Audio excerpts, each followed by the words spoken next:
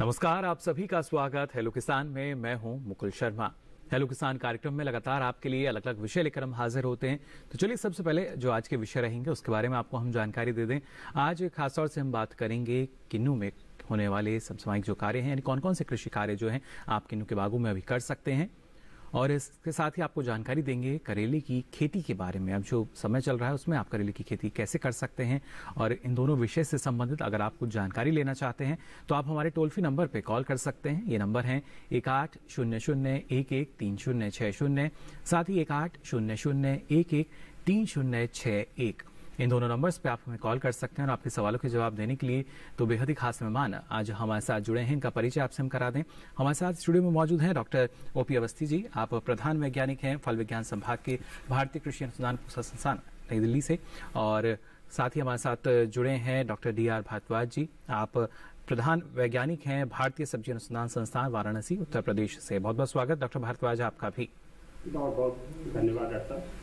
तो देखिए, जैसा हमने आपको बताया कि आज पहले हम बात करेंगे किन्नू के बागों में कौन कौन से कृषि कार्य आप कर सकते हैं। और हाल फिलहाल में देखा जाए तो डॉक्टर अवस्थी, किन्नू एक ऐसा फल जो कि हम कह सकते हैं कि बहुत ज्यादा प्रचलित हुआ, ना सिर्फ मुनाफे के कारण बल्कि मिठास के कारण भी। और जो अब किसान है और ज्यादा रुचि उसमें लेते हैं किन्नू की बागवानी करने में, किस तरह का फायदा जो है, अगर हम पहले वो बात करें, क्योंकि किसान ये जानना चाहता है क्या फायदा हमें मिलेगा, तो किस तरह का फायदा किसान को मिलता है किन्नू की बागवानी करके। हाँ, सही कहा मुकुल आपने कि कुछ वर्षों से आप देखे होंगे कि किन्नू की तरफ जो है रुझान काफ़ी ज़्यादा बढ़ गई है किसानों के बीच में। तो इसके कुछ खास कारण हैं, जैसे कि पहले तो इसकी उत्पादन और उत्पादकता दूसरे नींबू वर्गों की अपेक्षा में काफ़ी अच्छी होती है। साथ में इसके फल न तो संतरे की तरह बहुत ही ढीला होता है और न माल्टा की तरह सख्त होता है।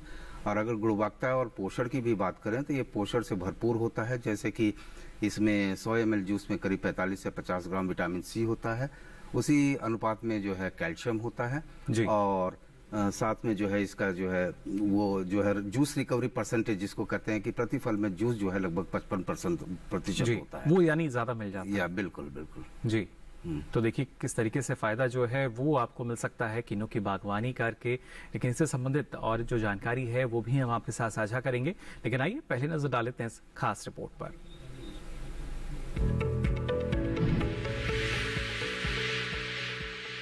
किन्नू एक नींबू वर्गीय फल है। ये संतरे से थोड़ा अलग होता है। वैसे तो किन्नू की बागवानी भारत के लगभग हर हिस्से में की जाती है, लेकिन मुख्य रूप से जम्मू कश्मीर, हिमाचल प्रदेश, उत्तर प्रदेश, पंजाब, राजस्थान, हरियाणा और मध्य प्रदेश में भी इसकी खेती की जाती है। किन्नू की बागवानी कई तरह की मिट्टी जैसे रेतीली दोमट से चिकनी दोमट या गहरी चिकनी दोमट में की जा सकती है, लेकिन मिट्टी में जल निकासी का गुण होना चाहिए। साथ ही मिट्टी का पीएच मान 5.5 से 7.5 के बीच होना चाहिए। लेकिन अच्छी फसल के लिए समय के अनुसार किन्नू की देखरेख भी जरूरी है। किन्नू में सबसे अहम होता है पौधे का सही विकास। इसके लिए जरूरी है कटाई छटाई करना। इस काम का सबसे बढ़िया समय तुड़ाई के बाद होता है, लेकिन जब पौधों का विकास हो रहा हो तो कटाई छटाई ना करे। रोगी, प्रभावित, मुरझाई और नष्ट टहनियों को समय समय पर हटाते रहे। टहनियों की छटाई काफी जरूरी होती है। किन्नू को कई तरह के रोगों से बचाने की जरूरत भी होती है। किन्नू में टहनी मार रोग होता है। इस रोग के होने पर किन्नू की टहनियां ऊपर से सूखनी शुरू हो जाती है। कभी कभी बड़ी बड़ी टहनियां भी सूख जाती हैं और फल व तने भी गल सकते हैं। इसकी रोकथाम के लिए कृषि विशेषज्ञों की सलाह से उचित उपाय करें। वहीं धब्बा रोग होने पर इसके लक्षण पत्तों, टहनियां और फलों पर देखे जा सकते हैं। शुरू में पत्तों पर पीले धब्बे दिखाई देते हैं, फिर ये बड़े और भूरे हो जाते हैं और फिर बाद में खुरदरे भी हो जाते हैं। इसकी रोकथाम के लिए प्रभावित पत्तों को निकाल दें और कीटनाशी पेस्ट लगाएं।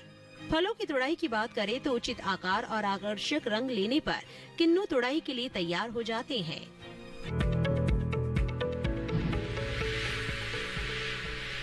तो जाना आपने किस तरीके से जब आप किन्नू की बागवानी करते हैं तो कौन कौन से कृषि कार्य आपको करने होते हैं और कितना आवश्यक अगर आप उन कार्यों को समय से करें उसका फायदा आपको मिलता है जब हमारे फल का उत्पादन होता है, अच्छी गुणवत्ता हमें मिलती है और उसके बाद अच्छा मुनाफा आप किन्नू की बागवानी करके ले सकते हैं।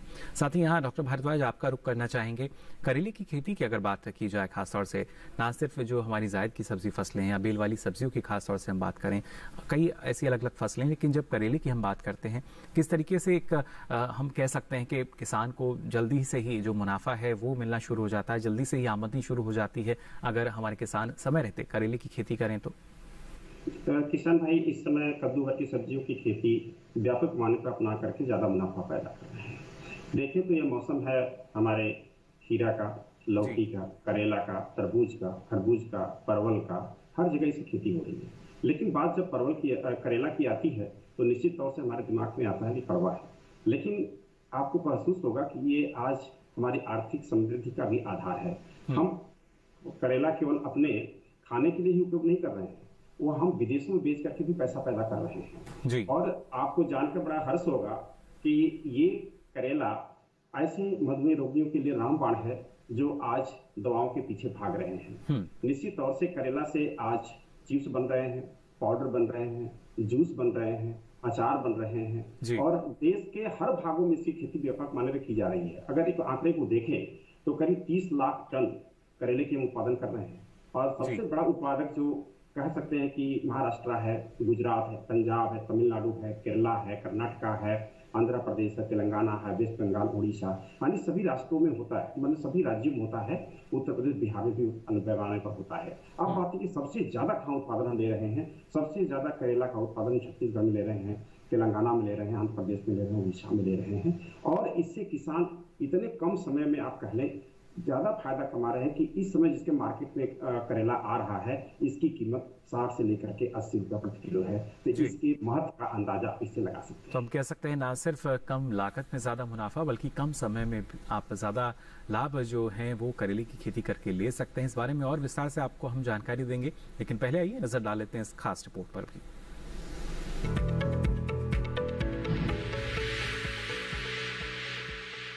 इस समय करेले की बुआई की जा सकती है। करेले की बुआई के लिए 1 हेक्टेयर के लिए 5 से 6 किलो बीज काफी रहते हैं। करेले की बुआई करते समय पंक्ति से पंक्ति की दूरी 120 सेंटीमीटर और पौध से पौध की दूरी 60 सेंटीमीटर रखें। अगर बात करेले की किस्मों की करें तो किस्मों का चयन अपने क्षेत्र और वहाँ की परिस्थितियों को ध्यान में रखकर ही करना चाहिए। वैसे किसान करेले की पूसा विशेष किस्म लगा सकते हैं। करेले की इस किस्म की बुआई हरियाणा और दिल्ली में की जा सकती है।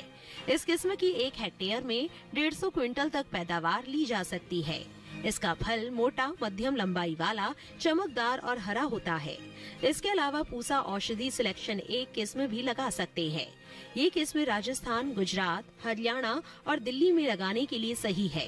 1 हेक्टेयर में 198 क्विंटल पैदावार ली जा सकती है। इसका फल हल्के हरे रंग का और मध्यम लंबाई वाला होता है। आप करेले की पूसा हाइब्रिड 1 की बुआई भी कर सकते हैं। उत्तरी भारत के मैदानी इलाकों में इसकी बुआई की जा सकती है। 1 हेक्टेयर में 200 क्विंटल तक की पैदावार ली जा सकती है। इसका फल मध्यम लंबाई और मध्यम मोटाई वाला होता है। इनके अलावा पूसा हाइब्रिड 2 की बुआई भी की जा सकती है। करेले की इस किस्म की बुआई पंजाब, उत्तर प्रदेश, बिहार, झारखंड, छत्तीसगढ़, ओडिशा, राजस्थान, गुजरात, हरियाणा और दिल्ली में की जा सकती है। 1 हेक्टेयर में 180 क्विंटल फसल ली जा सकती है। इसका फल गहरा हरा, मध्यम लंबाई और मध्यम मोटाई वाला होता है। अगर सिंचाई की बात करें तो करेले की फसल में गर्मी के मौसम में 5 से 6 दिनों के अंतराल पर सिंचाई करें। फसल में खरपतवार नियंत्रण के लिए समय समय पर निराई गुड़ाई करें।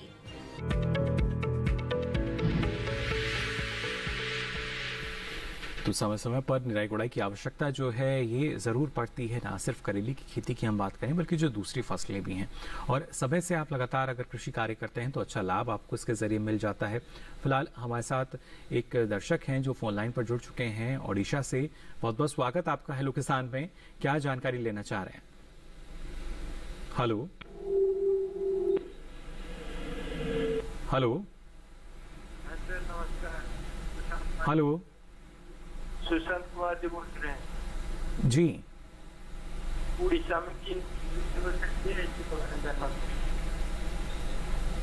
हेलो हेलो, उड़ीसा में किन्नू की खेती हो सकती है? ओडिशा में किन्नू की खेती हो सकती है या नहीं, ये जानना चाह रहे हैं यहाँ पर सुशांत कुमार जी। किस तरीके से, क्या संभावनाएं हैं डॉक्टर अवस्थी अगर ओडिशा जैसे राज्य की हम बात करते हैं तो? नहीं, देखिए उड़ीसा का क्षेत्र जो है वो किन्नू के लिए उपयुक्त नहीं है, क्योंकि वहाँ पे जो है आर्द्रता काफ़ी ज़्यादा होती है, तो इसमें जो है किन्नू की खेती सफलतापूर्वक नहीं की जा सकती। लेकिन शौकिया तौर पे अगर कोई लगाना चाहता है तो 10-12 पौधे अपने जो है उसमें किचन गार्डन वगैरह में लगा सकते हैं, क्योंकि किन्नू की जहाँ तक खेती का प्रश्न है उसके लिए तापमान जो है करीब 10 से 35 डिग्री के बीच में सबसे उपयुक्त होता है। यानी कि 0 डिग्री सेंटीग्रेड से कम नहीं होना चाहिए और 38 डिग्री से ज़्यादा नहीं होना चाहिए, इसका रेंज है। और चूंकि आर्द्रता वहाँ ज़्यादा है, इसलिए जो है किन्नू की खेती उड़ीसा के क्षेत्र में सफलतापूर्वक नहीं की जा सकती है। जी बिल्कुल। तो देखिए किस तरीके से आप अगर किन्नू की खेती करना चाहते हैं तो कई ऐसी खास बातें हैं, ना सिर्फ तापमान की हम बात करें या दूसरे भी ऐसे प्रमुख कारक हैं जिनका ख्याल हमें रखना होता है। और खासतौर से डॉक्टर अवस्थी अगर देखा जाए शुरुआती चरण में ही, क्योंकि किसान यही चाहते हैं कि किस तरीके से और बेहतर ढंग से खेती करें। और जैसा आपने कहा कि इसमें अगर हम जूस की मात्रा की बात करें तो करीब 55% होती है, तो क्या उस लिहाज से हमें शुरुआत से ही इन बातों का ख्याल रखना चाहिए? हाँ बिल्कुल, जब भी जो है कोई भी किसान भाई अगर किन्नू की खेती करना चाहते हैं तो शुरू से इन बातों का ध्यान रखना चाहिए कि उस क्षेत्र में जहां वो किन्नू लगाने जा रहे हैं वहां पे क्या संभावना है, मार्केटिंग की क्या संभावना है।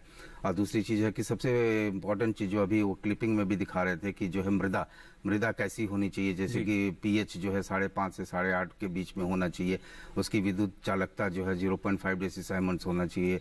ये इन चीज़ों पे ध्यान रखना चाहिए। और दूसरी चीज़ है कि तापमान, जैसे कि इसके लिए मृदा भी बहुत इंपॉर्टेंट है, जैसे कि ये रेतीली या दोमट या बलुई दोमट मिट्टी जो है किन्नू के लिए उपयुक्त होती है। उदाहरण के रूप में गंगानगर का क्षेत्र आप देखिए, गंगानगर का क्षेत्र जो है किन्नू उत्पादन के लिए सबसे अच्छा माना जाता है और विश्व की सबसे अच्छी किन्नू जो है वो गंगानगर में होती है। तो इस तरह से जो है इन चीज़ों का ध्यान में रख करके ही जो है किन्नू की खेती की शुरुआत करना चाहिए, वरना जो है आगे चल करके जो है नुकसान होता है किसान को। जी बिल्कुल। देखिए पहले से ही आपका जो उद्देश्य है वो आप सुनिश्चित करें किस स्तर पर आप करना चाहते हैं, तमाम बातों का ख्याल आपको रखना चाहिए।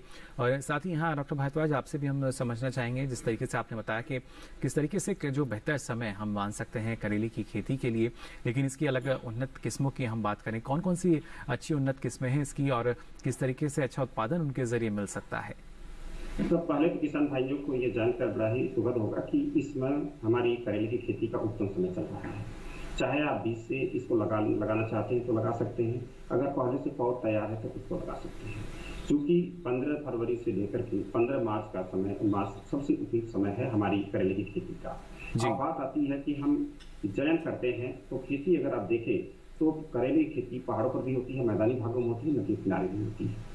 लेकिन सबसे बड़ी बात ये होती है कि हमारी जमीन की उर्वरता बहुत अच्छी होनी चाहिए, जहाँ पर कि कार्बन यानी कहने का मतलब कि उसमें जीवांश ज़्यादा से ज़्यादा हो, और नदियों के किनारे हमें मुफ्त में जीवांश प्राप्त होता है, प्राकृतिक तरीके से अपना सकते हैं। अब बात आती है कि इसका पीएच मान कितना होना चाहिए, तो मृदा का पीएच मान करीब 6.5 के आसपास होना चाहिए।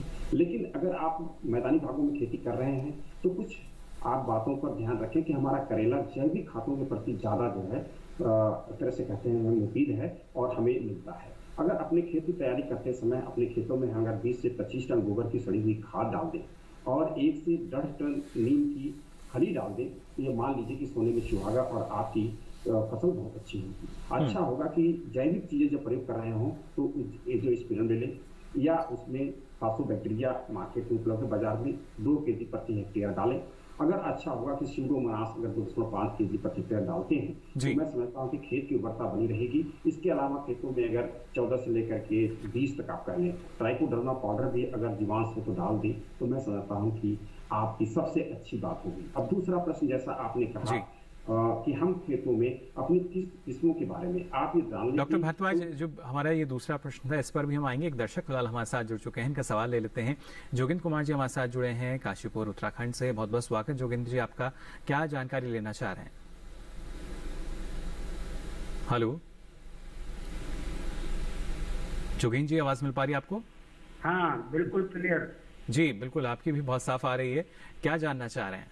मैं सर ये किन्नू के बारे में जानकारी चाह रहा हूँ। उत्तराखंड काशीपुर से बात कर रहा हूँ जी।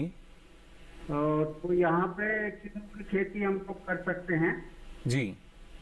मैं डॉक्टर साहब से जानकारी चाहता हूँ कि मौसम में इसकी पौध कलम वगैरह लगानी चाहिए, कहाँ पे अवेलेबल नहीं। चलिए, अगर कर सकते हैं तो कब इसको लगाया जाए और कहाँ से उपलब्धता हो सकेगी इसकी पौध की? हाँ जी, हाँ जोगेंद्र जी, ये आपका प्रश्न जो है, आप जो है उस क्षेत्र में जो है आप सफलतापूर्वक जो है किन्नू की खेती कर सकते हैं, क्योंकि ये जो ऊंचाई वाले इलाके होते हैं जैसे कि धौला कुआं वगैरह में भी जो है किन्नू की खेती हो रही है, तो आप वहाँ पे जो है काशीपुर में किन्नू की खेती सफलतापूर्वक की जा सकती है। जहाँ तक उपलब्धता का सवाल है, आप जो है जो किसी रिलायबल नर्सरी से या उससे, जैसे कि उदाहरण के रूप में आपको पीएयू लुधियाना से जो है किन्नू के अच्छे पौधे मिल जाएंगे। कुछ पौधे हमारे यहाँ भी मिल जाते हैं, लेकिन उतनी मात्रा में आपको नहीं दे पाएंगे हम, जैसे 150-200 पौधे हैं तो उतना दे पाएंगे। बाकी आपको अधिक मात्रा में अगर पौधे लगाने हैं तो पीएयू लुधियाना से आप जो है किन्नू के पौधे ले सकते हैं जी। और इसके लगाने का जो है 2 समय होता है, एक तो फरवरी मार्च होता है, मेरे ख्याल से ये समय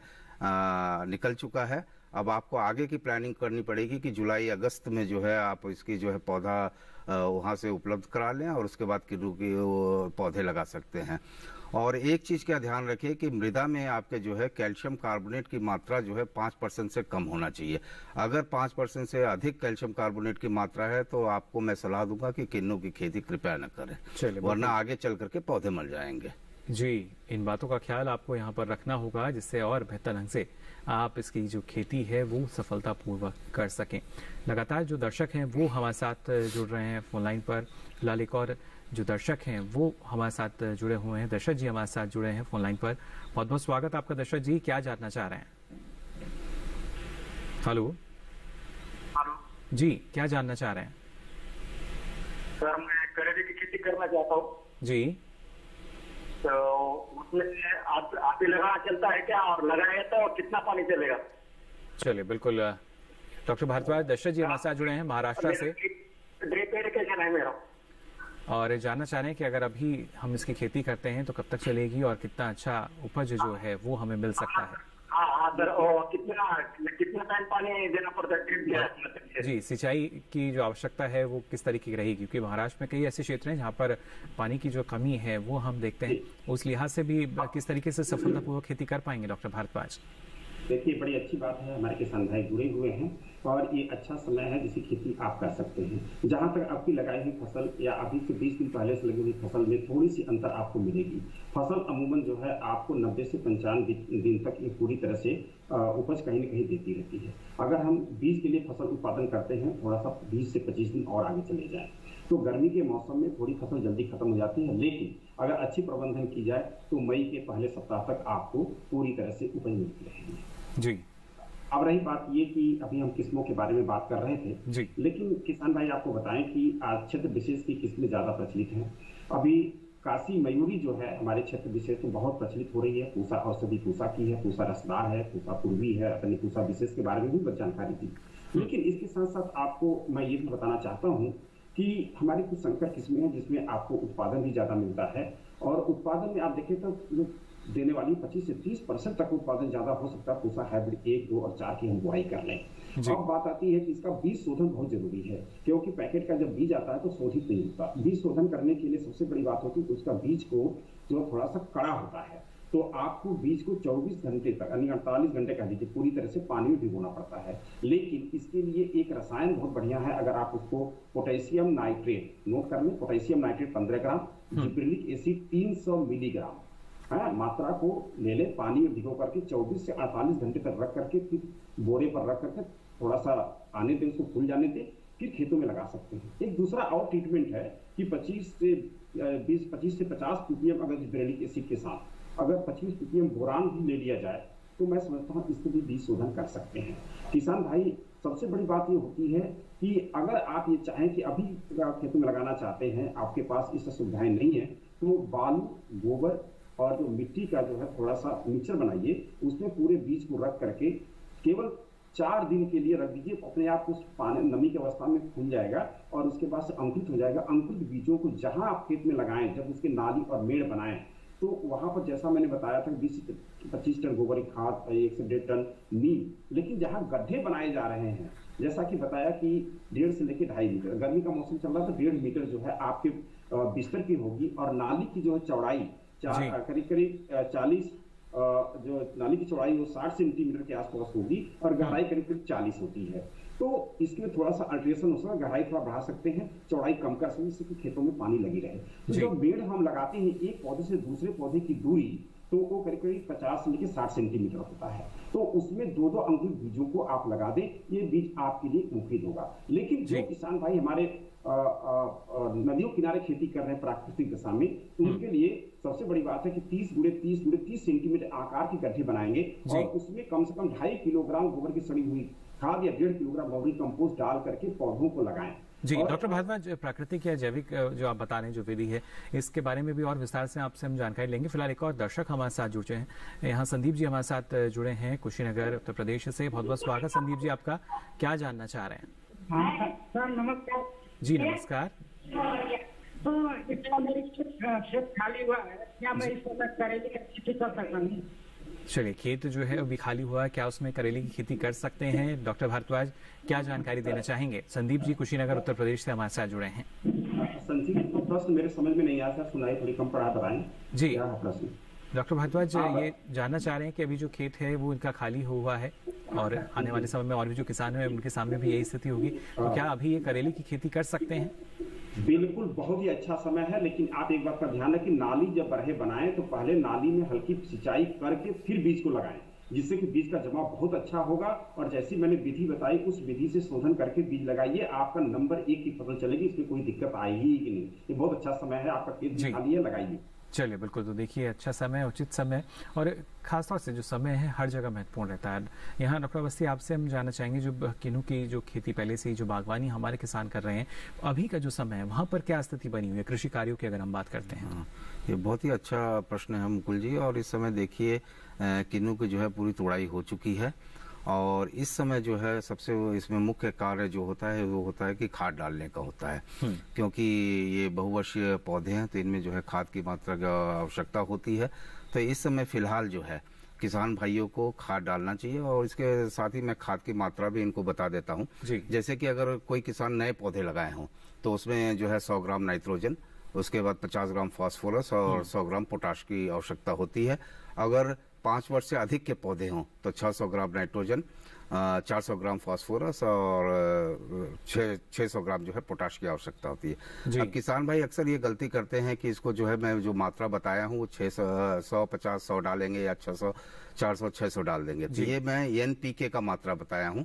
चूंकि किसान भाई इसको यूरिया, सिंगल सुपर फॉस्फेट और म्यूरेट ऑफ पोटाश से देते हैं, तो बताई गई हुई मात्रा उदाहरण के रूप में 600 ग्राम नाइट्रोजन है तो उसको 2.14 से गुणा कर लें और उसके बाद फास्फोरस की बताई गई हुई मात्रा 400 जैसे तो उसको 6.25 से गुणा कर लें और पोटाश की मात्रा जो है फिर 600 है तो उसको जो है 1.7 से गुणा कर लें, तो इनको यूरिया, सिंगल सुपर फॉस्फेट और पोटाश की मात्रा आ जाएगी। साथ में जो है इसमें जो है आपको गोबर की खाद भी डालना बहुत ही आवश्यक होता है।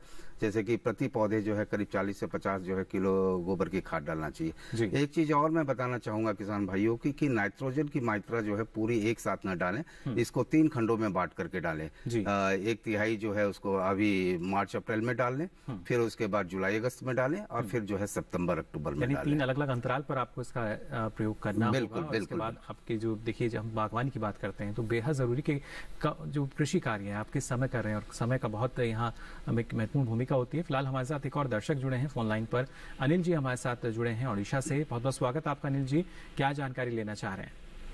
जानकारी है करेले की खेती में ज्यादा छोट फल आता है, किस टाइप के फल होता है? ये छोटा होता है उड़ीसा में।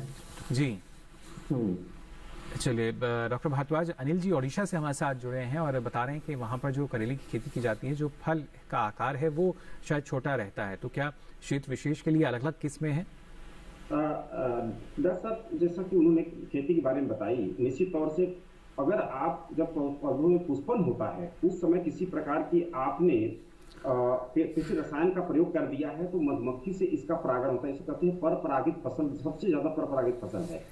और इसमें जब हमारी मधुमक्खी की विजिट नहीं होती है या परागकण जब उस पर नहीं पहुंचता है तो जो उसका विकास है वो पूरी तरह से नहीं होता है, या पौधे भूरे होकर फल जो भूरे गिर जाते हैं। अगर मान लीजिए अधूरा परागण हुआ है तो या फल मक्खी का उसमें प्रयोग हो गया तो फल टेढ़े हो जाते हैं, उसमें कीड़े पड़ जाते हैं। तो ये परिस्थितियां हैं। अगर इसको आप देखें तो किसी प्रकार का, मैंने बताया कि हानिकारक रसायनों का प्रयोग जब पुष्पन हो तो निश्चित तौर से आप ना डालें, जिससे कि आपका फल पूरी तरह से पोषक तत्व अगर सही दिया गया है। जैसा कि मैंने बताया कि हमारे किसान भाई को पता होना चाहिए कि मैंने दिया कि कार्बनिक पदार्थ की मात्रा खेतों में हो, जैविक पदार्थ का जीवांश ज्यादा हो, और आपको नत्रजन, फास्फोरस और पोटास की मात्रा बहुत कम डालना है। यानी 50 किलोग्राम केवल नत्रजन डालना है, 40 किलोग्राम पोटास डालना, फास्फोरस डालना है, और 30 से लेकर के 35 किलोग्राम केवल पोटास डालना है। अगर एक पौधे में हमारे किसान भाई डालना चाहें तो करीब, जैसे मैंने बताया कि गोबर की खाद लगाएं तो 2.5 से 3 किलोग्राम देके लगाएं, और प्रति गड्ढा जो है 13 ग्राम यूरिया पड़ेगा,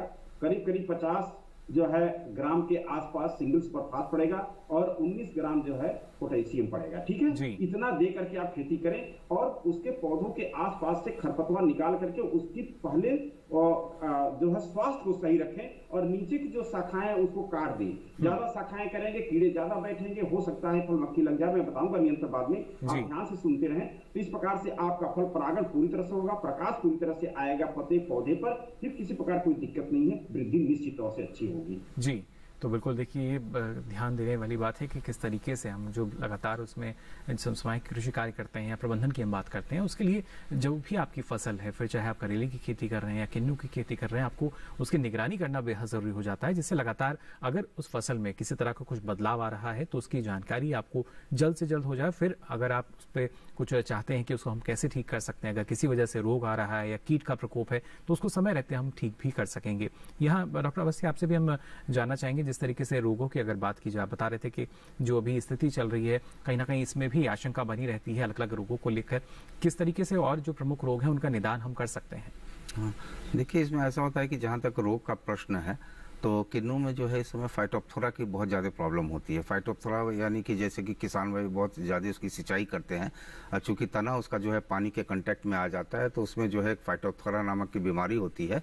आप देखेंगे कि धीरे धीरे ऊपर से पौधा सूखने लगता है, और कुछ समय बाद उसमें देखेंगे कि गोंद का रिसाव भी होता है, तो वो जो है बहुत ही हानिकारक होता है। तो ऐसी स्थिति में किसान भाई को ये करना चाहिए कि अगर गोंद का रिसाव हो रहा हो या पौधे ऊपर से सूखने लगे, जैसे बीमारी के लक्षण उनको दिखे, तो गोंद को खुरच करके उस पर तुरंत बोर्डेक्स पेस्ट का लेप लगाना चाहिए। बोर्डेक्स पेस्ट को बनाने का भी एक अपना तरीका होता है।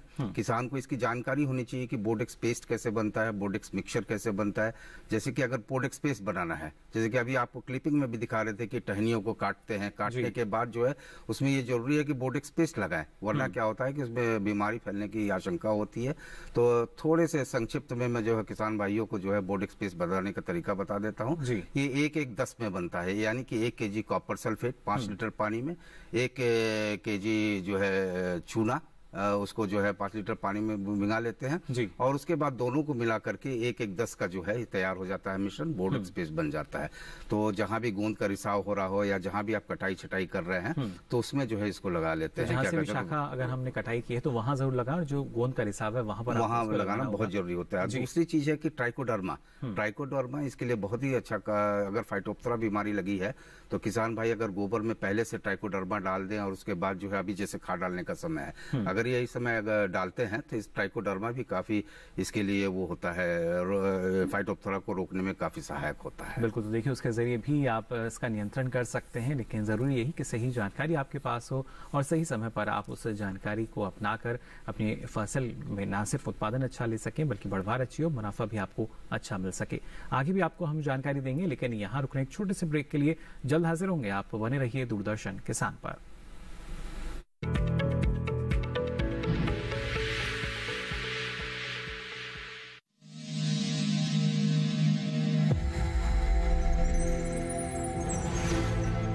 आत्मनिर्भर किसान भारत की शान। उत्पादन में आत्मनिर्भर होने के साथ साथ फसल की कटाई के उपरांत उपज की हानि को रोकने, ग्रामीण क्षेत्रों में रोजगार सृजन करने और बीज से बाजार तक के विजन को मजबूती देने के उद्देश्य से 1 वर्ष पूर्व माननीय प्रधानमंत्री श्री नरेंद्र मोदी जी ने एक महत्वाकांक्षी केंद्रीय योजना एग्रीकल्चर इंफ्रास्ट्रक्चर फंड की शुरुआत की। इस आधुनिक इंफ्रास्ट्रक्चर से कृषि आधारित उद्योग लगाने में एक बहुत बड़ा बदलाव आएगा और बहुत बड़ी गति आएगी। साथियों, अब हम उस स्थिति की तरफ बढ़ रहे हैं जहां गांव के कृषि उद्योगों से फूड आधारित उत्पाद शहर जाएंगे और यही तो आत्मनिर्भर भारत अभियान का संकल्प है। एग्रीकल्चर इंफ्रास्ट्रक्चर फंड से पात्र लाभार्थी गोदामों का निर्माण कर सकते हैं। छटाई या ग्रेडिंग इकाई, पैकिंग हाउस, सप्लाई चेन और कोल्ड चेन जैसी सुविधाएं या फिर प्राथमिक कृषि प्रसंस्करण केंद्र की स्थापना कर सकते हैं। इस योजना के तहत पात्र लाभार्थियों को 2 करोड़ रुपए तक के ऋण पर अधिकतम 7 वर्ष के लिए ब्याज में 3% तक की छूट दी जा रही है। ऋण पुनर्भुगतान के लिए 6 महीने से 2 वर्ष तक मोरेटोरियम की सुविधा भी उपलब्ध है। इस योजना ने अब तक सफलता की कई मिसालें कायम की हैं, जैसे कि मध्य प्रदेश के लाभार्थी श्री विपिन त्रिपाठी ने एग्रीकल्चर वेस्ट से बायोफ्यूल बनाने का इनोवेटिव प्राइमरी प्रोसेसिंग सेंटर लगाया है। लोन मिलने की वजह से हम समय पर सारी मशीनों का प्रोक्योरमेंट और सारा सिविल वर्क टाइम पे करवा पाए, जिससे ये प्रोजेक्ट को लगाना संभव हो पाए। राजस्थान के लाभार्थी श्री यशवर्धन मुंद्रा ने सॉर्टिंग एंड ग्रेडिंग यूनिट लगाकर रोजगार के अवसर पैदा किए हैं। कर्नाटक की महिला उद्यमी श्रीमती ममता वी ने प्राइमरी प्रोसेसिंग सेंटर लगाकर प्रगति की नई राह चुनी है। ಸಣ್ಣ ಪುಟ್ಟ ಉದ್ಯಮಿಗಳನ್ನ ಮತ್ತಷ್ಟು ಅಗ್ರಿಕಲ್ಚರಲ್ಲಿ ಹೆಚ್ಚು ನಾವು ಇನ್ನಷ್ಟು ಸಾಧನೆ ಮಾಡಲಿಕ್ಕೆ ಕಾರಣಕಾರಕವಾದಂತ ಈ ಅಗ್ರಿಕಲ್ಚರಲ್ ಇನ್ಫ್ರಾಸ್ಟ್ರಕ್ಚರ್ ಫಂಡ್ ಇಂದ ನಮ್ಮ ಇನ್ನಷ್ಟು ಯೋಜನೆಗಳು ಆಯೋಜನೆಗಳು ಉತ್ತಮಗೊಂಡಿದೆ। राजस्थान के लाभार्थी श्री दिनेश भट्टर ने जीरे की प्रोसेसिंग यूनिट लगाकर आसपास के ग्रामीणों को आत्मनिर्भरता प्रदान की है। महाराष्ट्र के लाभार्थी श्री अनूप कुमार मोहता ने वेयर हाउस बनाकर अन्न भंडारण को सुनिश्चित किया है। आज देश के कोने कोने से किसान, कृषि उद्यमी, किसान उत्पादक संघ, प्राथमिक कृषि सहकारी समितियां, स्वयं सहायता समूह और कृषि उपज मंडियां इस योजना का लाभ उठा रहे हैं।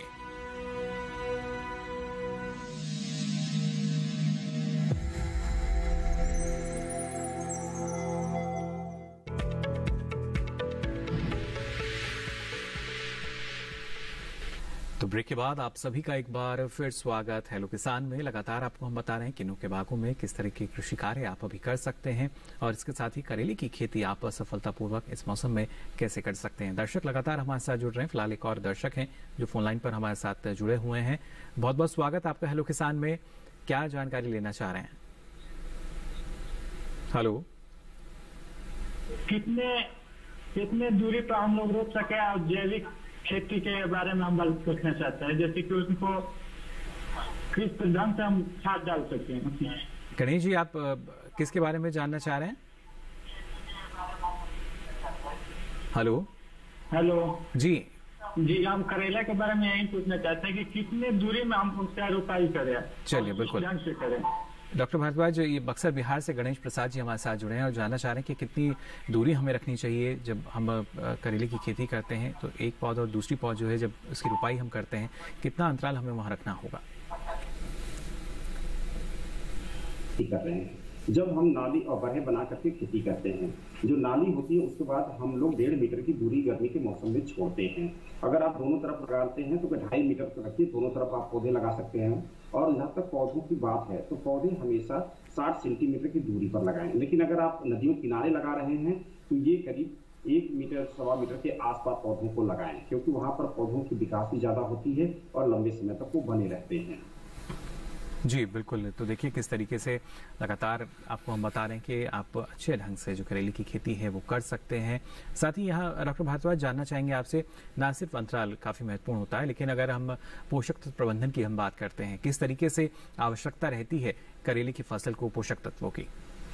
मैंने बताया कि हमारे करेले का पौधा जो है हमेशा कार्बनिक और जीवांश पर ज्यादा जो है तेज से वृद्धि करता है। आप घर के पास देखे होंगे जब भी उनको कार्बनिक पदार्थ मिल जाता है, जहाँ गोबर की खाद पड़ रही हो या कोई ऐसी जगह हो जहाँ पर हम लोग अपने वेस्ट को लगाए रखते हैं, तो वहाँ पौधे जमते तेजी से बढ़ते हैं।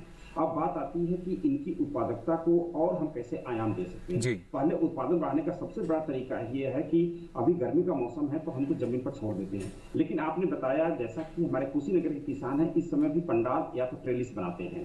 पंडाल जब बना करके खेती की जा रही है, जैसे कि आपका उड़ीसा का क्षेत्र हो या हमारा वेस्ट बंगाल का क्षेत्र हो, तो ये 2 मीटर की ऊंचाई पर हमें बावर या पंडाल बनाना चाहिए। और ट्रेलिस अगर कर रहे हैं तो ट्रेलिस में जो दूरी है वो थोड़ी सी घट सकती है। अगर आप 1.25 मीटर कर लें बिस्तर की, और नालियों की जो मैंने बताया था उतना आप रखें, तो ट्रेलिस बना करके भी बहुत अच्छी आप खेती करेले की कर सकते हैं। उत्पादन बढ़ाने का एक सबसे बड़ा तरीका है कि पोषक तत्व प्रबंधन में आज के दिनांक में हमको लिक्विड जो फर्टिलाइजर्स आजकल बाजार में उपलब्ध हो रहे हैं उसको जरूर जो परणी अवस्था में छिड़काव करने की पद्धति को डालें।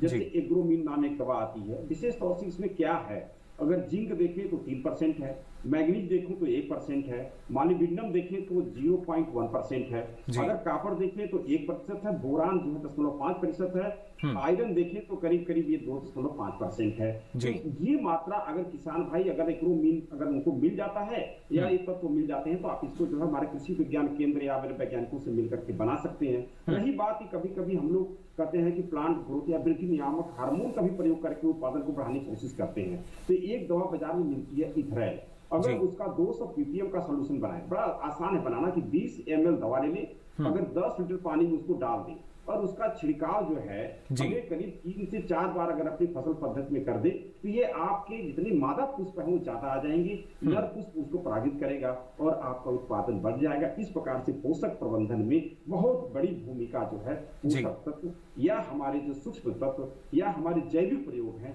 ये बड़े तेजी से आ सकते हैं। बिल्कुल, काफी महत्वपूर्ण भूमिका में नजर आते हैं ये जो हमारे जैविक तत्व हैं ये भी। फिलहाल हमारे साथ ज्वाला प्रसाद जी जुड़े हैं चूरू राजस्थान से। बहुत बहुत स्वागत आपका ज्वाला प्रसाद जी, क्या जानकारी लेना चाह रहे हैं? सर मैं करेले की खेती चूरू में कर सकता हूँ क्या? चूरू जिला है जी मेरा। चलिए बिल्कुल। मेरा पानी भी थोड़ा खारा है और पीएच मान भी 8.10 है जी। बिल्कुल डॉक्टर भारद्वाज, क्या सलाह देना चाहेंगे आप? चूरू राजस्थान के लिए करेले की खेती कर सकते हैं या नहीं? देखिए सबसे बड़ी बात यह है कि करेले की जो हम खेती करते हैं डॉक्टर साहब, तो उनको ये करना पड़ेगा कि हम लोग पहले ये जान लें कि हमारा पानी का जो कमी है, तो आपको पानी की कमी पूर्ति करने के लिए सबसे बड़ी बात है कि हमारे पास ड्रिप इरिगेशन है, जहां हमारे पौधे लगे हो पानी की क्षमता वहां धारण करने की बनी रहे, इसके लिए गोबर की खाद या वर्मी कंपोस्ट या कोई भी चीजें जो है आप जो है पूरी तरह से लगा करके रखें जिससे कि पानी जो डेट उससे बना रहे। तीसरी बात कि गड्ढे जो नाली हम बनाते हैं उसकी गहराई थोड़ी सी सर बढ़ा लें तो पानी जो है काफी समय तक रह सकता है। तीसरा यानी चौथा पहलू ये भी हो सकता है कि जहां पर हम लोग जो कार्बनिक मल्च होते हैं जैसे कि आपको भूसा की पुआल हो या कोई हो तो पानी को बचा सकते हैं। जहां तक खारा पानी का सवाल है तो खारा पानी के लिए तो अभी हम शोधन तो नहीं बता सकते, लेकिन इतना जरूर कर सकते हैं कि अगर हम इन पोषक तत्वों को दें और ज्यादा से ज्यादा जैसा मैंने बताया कि सूक्ष्म जो हमारे एग्रोमीन जैसे सूक्ष्म तत्व है पानी का, अगर हम 8 दिन के बाद केवल पानी का स्प्रे भी करते रहें तो पूरी उनसे धूल मिट्टी हट जाएगी, पौधे कोमल बने रहेंगे। उसकी जो सूक्ष्म कहते हैं कि क्लाइमेट माइक्रो क्लाइमेट विकसित होगा। हल्का सिंचाई अगर हम कर दे उसी मतलब कि जो हमारे रेजिड्यूज हैं जिससे मान लीजिए कि भूसा है या पुआल है जो भी है उसको ढक करके सिंचाई करते माइक्रो क्लाइमेट बनेगा, नंबर 1 की फसल आपकी चलेगी, कोई दिक्कत नहीं होगा और फल की जो है क्वालिटी भी बढ़ जाएगी। बिल्कुल, तो अच्छी गुणवत्ता वाला जो फल है देखिए आपको मिल सकेगा। लेकिन जब हम किन्नू की बात करते हैं वहां भी अच्छा फल हमारे किसानों को मिले, इसके लिए अगर खासतौर से देखा जाए डॉक्टर अवस्थी तो क्या कुछ ऐसे कीट भी हैं जिनका प्रकोप हमें नजर आता है फल पर? हाँ, ये देखिए इस समय जो है कई कीटों का प्रकोप हो रहा है क्योंकि इस समय जो है फल की तोड़ाई हो गई है और इस समय नए कोपल आ रहे हैं। जैसे फरवरी के अंत से या मार्च में नई पत्तियां निकलनी शुरू हो जाती हैं, नई टहनियां निकलनी शुरू हो जाती हैं और इस समय जो है किसान को बहुत ही सावधानी बरतनी चाहिए क्योंकि इसमें 2-3 कीट इस समय जो है किन्नू को के बहुत ही हानिकारक हैं। जैसे कि आपको सिट्रसीला के बारे में बताऊं, सिट्रसीला बहुत ही हानिकारक कीट है। वो छोटे छोटे मच्छर के तरह होते हैं और पत्तियों के नीचे रहते हैं और उसका अगर किसान भाई ध्यान नहीं देता है तो देखेगा कि धीरे धीरे जो है पूरी टहनियां सूखने लगती हैं। सूख करके जो है 10-15 दिन में ही पूरा पौधा सूख जाता है। फिर उसी तरह एफिड का प्रकोप होता है, लीफ माइनर का प्रकोप होता है, ये नए पत्तियों पे ज्यादा इसका वो असर होता है। तो किसान भाइयों को बिल्कुल ध्यान देना चाहिए और खास करके सिट्रस के बारे में, सिट्रस के बचाव के लिए शुरू से किसान को ध्यान देना चाहिए। और इसके लिए कई दवाइयां जो है, जैसे कि किसान क्या काम करता है कि एक ही दवा, जैसे उसने लिया कॉन्फिडोर लिया तो कॉन्फिडोर का लगातार स्प्रे करता रहेगा, नहीं, उससे जो है सिट्रस कंट्रोल नहीं होगी। उसमें जो है इनको बदलना पड़ेगा, पहले कॉन्फिडोर का स्प्रे करें, फिर उसके बाद जो है मार्शल जो आता है उसका स्प्रे करें। लगातार एक ही रसायन का इस्तेमाल करें तो कहीं ना कहीं प्रतिरोधक क्षमता जो है वो वहां पर विकसित हो सकती है। हाँ, बिल्कुल सही कहा आपने। तो इस तरह से जो है उसका मार्शल का स्प्रे करें और 2-3 चेंज करके जो है स्प्रे करते रहेंगे तो इसकी रोकथाम हो सकती है। चलिए डॉक्टर साहब, एक और दर्शक हमारे साथ जुड़े हैं बिहार से, बहुत बहुत स्वागत आपका हेलो किसान में, क्या जानकारी लेना चाह रहे हैं? सर, किन्नू का खेती बिहार में होगा? चलिए, किन्नू की खेती बिहार में हो पाएगी?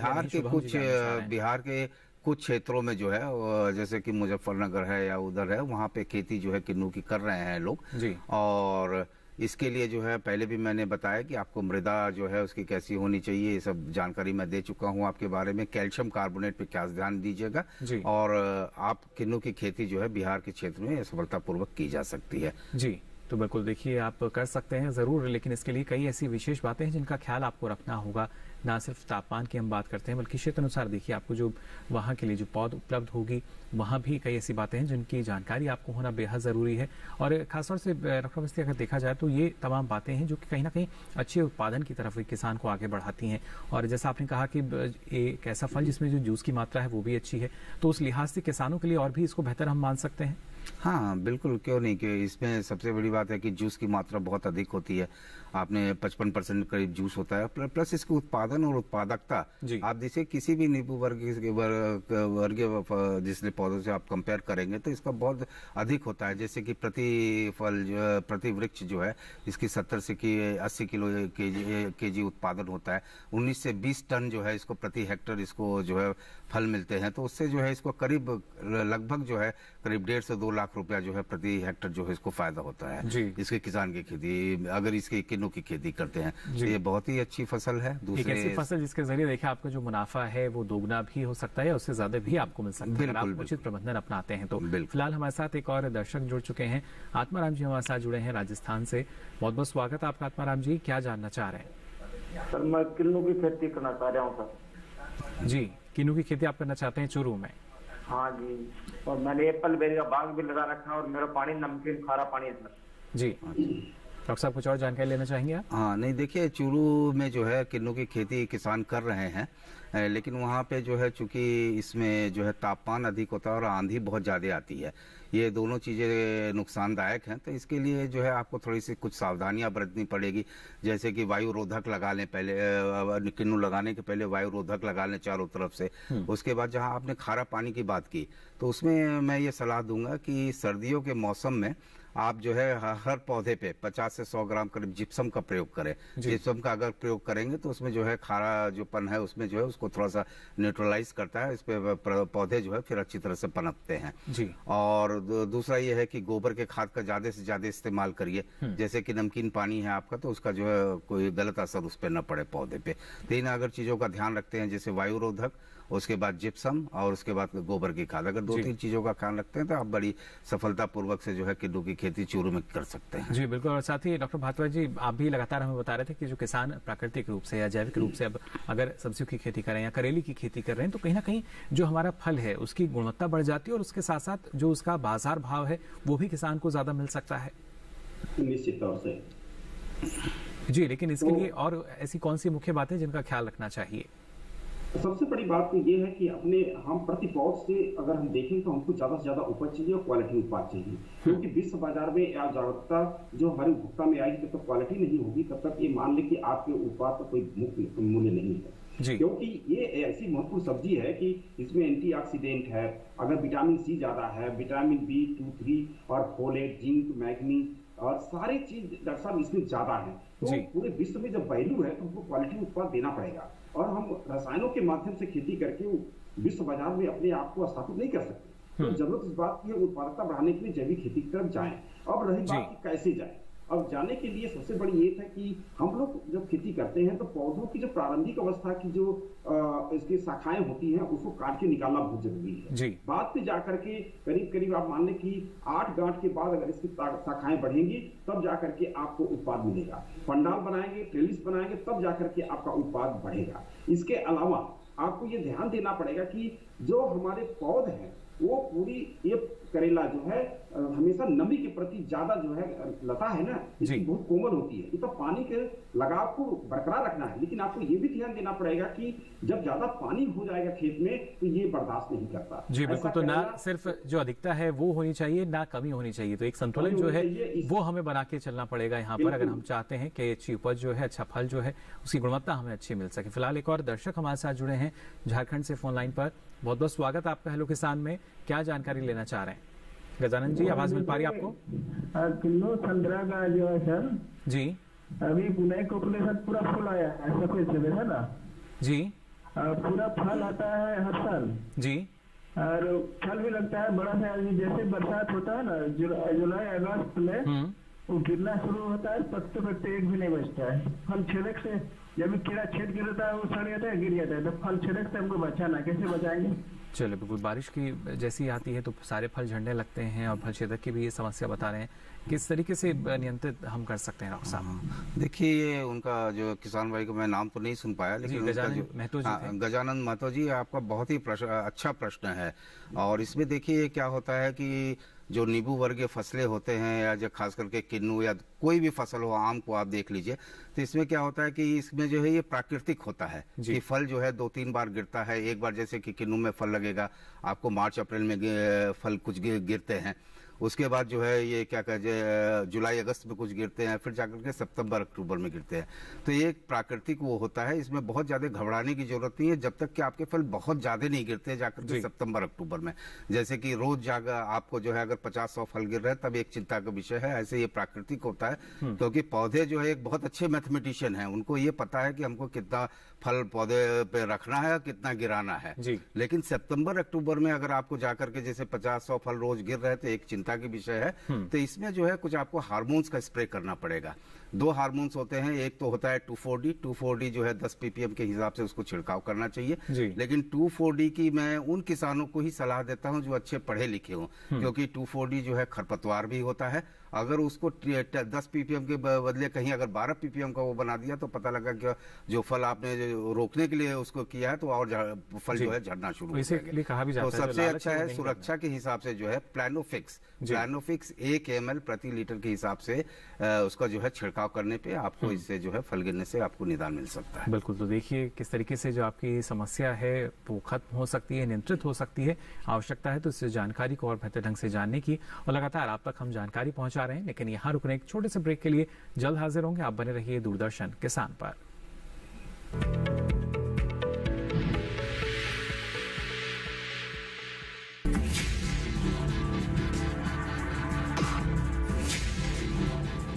भोजन, जल और शुद्ध वातावरण हमारे जीवन का मुख्य आधार है और कृषि इसका मूल स्तंभ। पिछले 60 वर्षों में विज्ञान आधारित कृषि का व्यापक प्रसार हुआ है।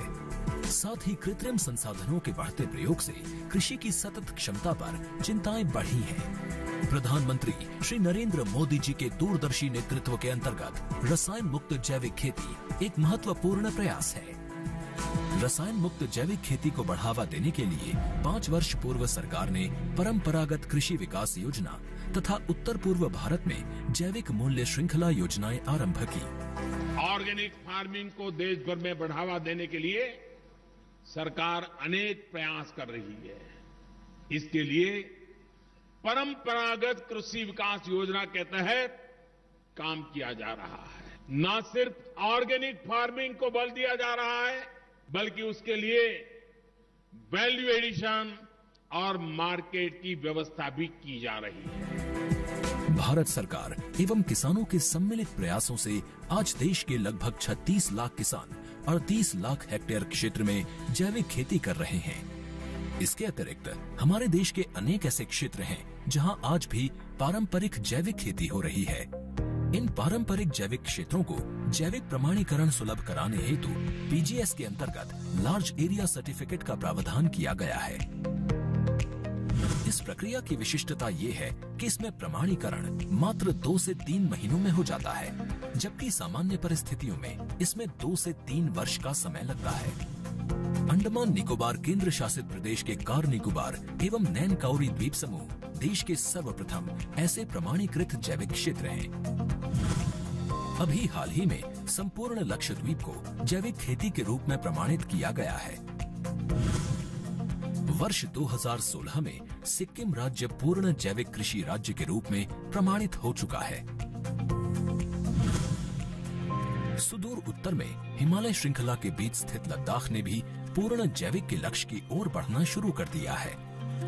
जैविक उत्पादों को बाजार सुलभ कराने तथा किसानों की उपभोक्ताओं तक पहुंच बनाने के लिए एक समर्पित जैविक खेती पोर्टल भी बनाया गया है। जैविक खेती पोर्टल के जानकारी मंच और विपणन मंच के माध्यम से किसानों को उच्च गुणवत्ता उत्पादन तथा बाजार उपलब्ध कराया जा रहा है।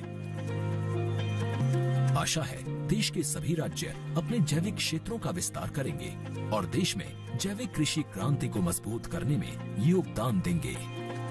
जैविक उत्पादों की देश और विदेशों में बढ़ती मांग तथा जैविक उत्पादों का बढ़ता बाजार, किसानों की उपभोक्ताओं तक पहुंच तथा जैविक एफपीओ द्वारा जैविक कृषि व्यापार में भागीदारी हमारे किसानों को अपनी आय बढ़ाने का अवसर दे रहा है।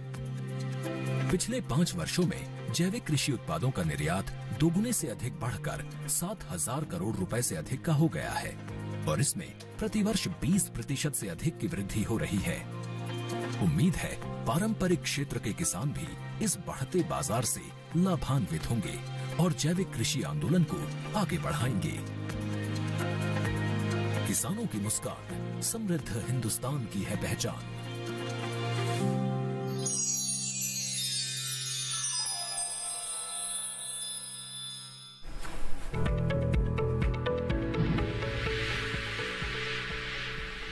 ब्रेक के बाद आप सभी का एक बार फिर स्वागत। हेलो किसान में लगातार आपको आज जानकारी हम दे रहे हैं किस तरीके से किन्नू के बागों की अच्छी देखभाल आप कर सकते हैं, जो कृषि कार्य हैं वो कैसे समय पर कर पाएंगे और साथ ही जो करेले की खेती है कैसे आप सफलतापूर्वक कर सकते हैं। दर्शक लगातार हमारे साथ जुड़ रहे हैं। फिलहाल अलीगढ़ उत्तर प्रदेश से एक दर्शक हैं जो हमारे साथ फोन लाइन पर जुड़े हुए हैं। बहुत बहुत स्वागत आपका आकाश तिवारी जी, क्या जानना चाह रहे हैं? अरे सर ये जानना चाह रहे हैं जो करेले का उत्तम बीज कौन सा है? करेले का जो उत्तम बीज यानी अच्छी जो किस्म है वो कौन सी रहेगी? डॉक्टर भारद्वाज क्या जानकारी देना चाहेंगे अलीगढ़ उत्तर प्रदेश के लिए? अलीगढ़ से हमारे भारतीय सब्जी अनुसंधान से काशी मयूरी, पूसा काशी प्रतिष्ठा, पूसा औषधि, पूसा रसदार आपके दिल्ली का है, पूसा पूर्वी, पूसा विशिष्ट वहीं से है, पूसा हाइब्रिड 1, 2, 3, 4 हैं। अगर आप करेली लगाना चाहते हैं तो पंजाब जो करेली के नाम से या पंजाब 14 के नाम से भी किस्में उपलब्ध हैं, आप अपने क्षेत्र में लगाएं, इसका उत्पादन सबसे अच्छा होगा। जी बिल्कुल। और अच्छी उत्पादन के लिए डॉक्टर भारद्वाज और कौन सी ऐसी प्रमुख बातें जिनका हमारे किसानों को ख्याल रखना चाहिए?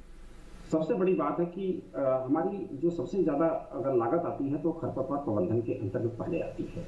मैंने बताया कि किसानों को पहले तो खरपतवार प्रबंधन के लिए किसी प्रकार की दवा डालने की जरूरत नहीं है, केवल उसको आप अपनी खुरपी के सहारा से करते हैं। दूसरी बात यह है कि जब पौधे 15 दिन के हो जाए तो एक बार जो मैंने बताया था कि नाइट्रोजन की आधी मात्रा आपने अप्लाई किया तो नाइट्रोजन का ले लें, फिर उसी प्रकार से फास्फोरस और पोटास को पहले दे चुके होंगे, लेकिन थोड़ी सी मात्रा अगर डीएपी का ले लें करीब 15 ग्राम के आसपास मिला करके फिर इसको लगा दें, खरपतवार प्रबंधन कर लें। अब बात आती है, मैंने सहारा पहले बता दी, पौधों को सहारा देने से आपकी क्वालिटी उत्पाद बढ़ेगी, लेकिन अब बात आती है कि जब पौधे बड़े हो जाते हैं तो उस समय भयंकर एक कीट आता है जिसको कहते हैं कद्दू का जो है लाल कीट।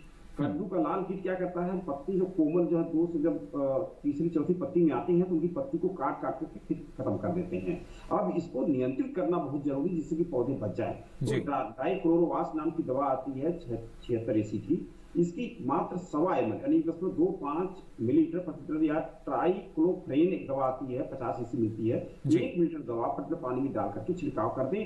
तो मैं समझता हूँ कि प्रारंभिक अवस्था में जो आपने पूरी पोषक तत्व दे करके आप मेड़ी पर चढ़ा दिए हैं मिट्टी, और दूसरी बात पत्ती बढ़ रही है उसमें ये दवा डाल करके बचाव कर लिए हैं। तो अब तीसरी बात की मैंने बताया प्रारंभिक शाखाओं काट करके आगे शाखाओं को बढ़ने से उससे फल आएंगे, और हमेशा किसी जब उससे पुष्पन हो किसी प्रकार की दवा ना डालें। तो अच्छा होगा। चलिए, इन बातों का ख्याल हमारे किसानों को रखना होगा। अच्छे उत्पादन के लिए गुणवत्ता युक्त जो फल है करेले का वो इसके जरिए ले सकेंगे। फिलहाल डॉक्टर भारद्वाज, इतनी महत्वपूर्ण जानकारी आपने हमारे दर्शकों के साथ साझा की, इसके लिए आपका बहुत बहुत आभार। बहुत बहुत धन्यवाद सर। तो हमारे साथ डॉक्टर रिया भारद्वाज जी जुड़े हुए थे और बता रहे थे कि किस तरीके से हमारे किसान करेले की खेती कर सकते हैं। और साथ ही यहाँ डॉक्टर अवस्थी, अगर किन्नू की भी हम बात करें, कोई ऐसी खास बातें जो आप हमारे दर्शकों को बताना चाहेंगे, उनके साथ साझा करना चाहेंगे? हाँ, एक चीज मैं किसान भाइयों को बताना चाहूंगा जो कि वो आमतौर पर गलती करते हैं, ये है पौध लगाने के समय। पौध लगाने के समय किसान क्या काम करता है कि वो जितनी बड़ी वो पौधा होती है, जितनी बड़ी पिंडी होती है, उतनी बड़ी गड्ढे खोद करके पौधों को लगा देता है। जो चूंकि पौधे जो है किन्नू की पौध बहुवर्षीय होते हैं, तो मैं किसान भाई को यहाँ पे सलाह देना चाहूंगा कि गड्ढे के आकार जो है वो 60 बाई 60 बाई 60 सेंटीमीटर का होना चाहिए। अगर आप जो है पौधा जुलाई अगस्त में लगाना चाहते हैं तो अप्रैल मई में आप गड्ढा खोद लीजिए। फिर उसको जो है अच्छी सड़ी हुई गोबर की खाद करीब 40 से 50 किलो, फिर क्लोरोपाइरीफॉस जिससे कि दीमक का प्रकोप ना हो, और उसके बाद जो है जुलाई में जैसे ही बारिश शुरू होती है गड्ढे को भर दे, और उसके बाद जो है लेवल करके फिर किसी अच्छे नर्सरी से पौधे, जैसे कि मैंने पहले भी बताया कि गंगानगर है या पीए लुधियाना से, कुछ बातों का ख्याल रखेंगे तो अच्छे ढंग से देखिए आप भी किन्नू की खेती कर सकेंगे। फिलहाल डॉक्टर ओपी अवस्थी जी, आपने भी इतनी महत्वपूर्ण जानकारी दी, इसके लिए आपका भी बहुत बहुत आभार, बहुत बहुत शुक्रिया। चलिए, हमारे जो दर्शक हैं आपको हम कल का विषय भी बता देते हैं, जिससे पहले से आप अपने जो सवाल हैं वो तैयार कर सकें। कल खासतौर से हम बात करेंगे जो हमारे गर्भित पशु हैं उनके पोषण को लेकर, गाभिन पशुओं की पोषण सुरक्षा की बात होगी, और साथ ही आपको जानकारी देंगे वैज्ञानिक तरीके से बकरी और भेड़ पालन के बारे में। इसके अलावा आप अपना कोई सवाल या सुझाव हम तक पहुंचाना चाहते हैं तो आप हमारा ईमेल आईडी नोट कर लीजिए। हमारा ईमेल आईडी है hellokisan2015@gmail.com। फेसबुक के जरिए भी आप हमारे साथ जुड़ सकते हैं। इसके लिए आपको फेसबुक पर जाकर हिंदी में टाइप करना होगा हेलो किसान, और यहाँ भी आप अपना सवाल या सुझाव लिखकर छोड़ सकते हैं। अब बारी है आखिरी लेकिन एक महत्वपूर्ण विकल्प की। आप डीडी किसान कॉल सेंटर का नंबर नोट कर सकते हैं, इस पर भी आप अपने सवाल दर्ज करा सकते हैं। नंबर है 1800113060। सोमवार से शनिवार सुबह 6 से रात के 10 बजे तक ये लाइंस खुली हुई हैं, इस पर भी आप अपना सवाल दर्ज करा सकते हैं। और साथ ही आपको बता दें, अब ये सारी जानकारी आप देख सकते हैं डीडी किसान के यूट्यूब चैनल पर भी। इसके लिए आपकी टीवी स्क्रीन पर जो QR कोड दिखाया जा रहा है, इसे आप स्कैन करें। इसके बाद आप पहुंचेंगे यूट्यूब चैनल पर, जहां ये सारी जानकारी अब आप कभी भी कहीं भी ले सकेंगे। फिलहाल आज के लिए हेलो किसान में बस इतना ही। फिर हाजिर होंगे नई नई जानकारियों के साथ, तब तक के लिए दीजिए इजाजत। नमस्कार।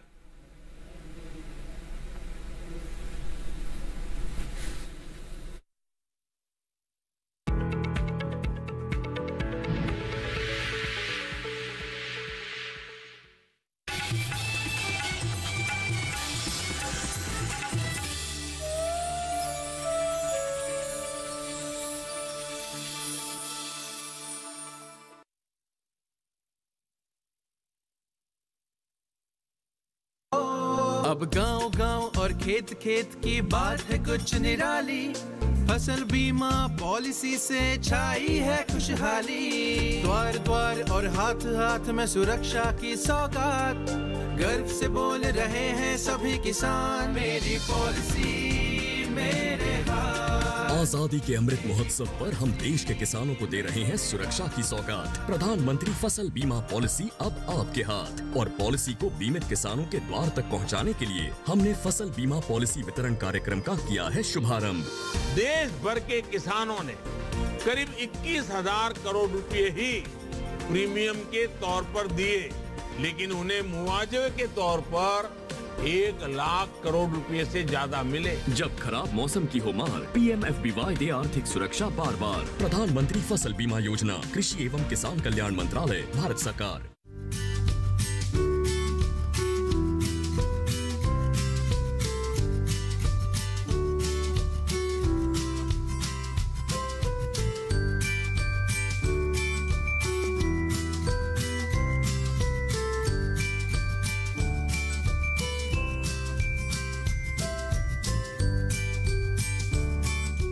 किसानों का नेता रामनाथ यादव जिंदाबाद। किसान का हाथ पत्थर तोड़ता है, मिट्टी से सोना उगाता है। आज तो तेरी शादी है, कम से कम आज तो ये किसान सेवा बंद कर। कोई आगे बढ़ा ना, गोली मार दूंगा। है कोई जो यहाँ इस वक्त इस मंडप में मुझसे शादी करे, 7 फेरे ले और घर बसाए?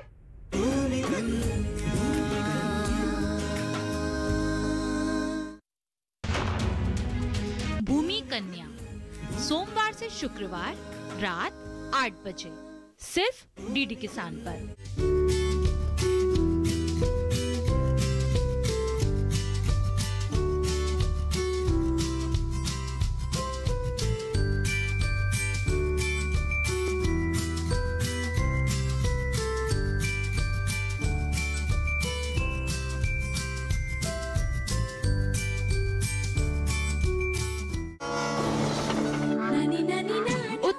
राज्यों पर आधारित अनूठी कहानियों का संग्रह गुलदस्ता। जाने माने कहानीकारों की इन रचनाओं में है मनोरंजन भी, संदेश भी। देखिए गुलदस्ता पूर्वोत्तर के बगीचे से गुरुवार से शनिवार दोपहर 12:30 पर।